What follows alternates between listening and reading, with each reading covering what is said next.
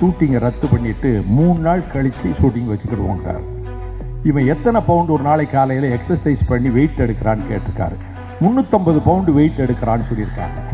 இவர் 375 பவுண்டு வெயிட்டை இவர் தூக்கி 3 நாள் ட்ரைனிங் பண்ணியிருக்காரு. பட ஷூட்டிங் வந்தாச்சு. செட்டி வழக்கம் போல் அவன் தான் என்டிஆரையே மூக்க உடைச்சவனாச்சே, அவன் வந்துட்டான். ஆரம்பிச்சிட்டாங்க. Real boxer MGR.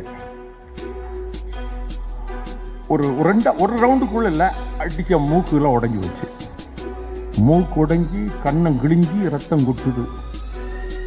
பார்த்தா சினிமாவில் இதெல்லாம் சகஜம்பா. அப்போதான் நம்ம என்டிஆரை சொன்னது இந்த மாதிரி நடக்காதுன்னு உடனே அவனை ஆஸ்பத்திரிக்கு அனுப்பி அவனுக்கு வைத்தியம் பண்ணி 10,000 ரூபா பணத்தையும் கொடுத்து அனுப்பினான்.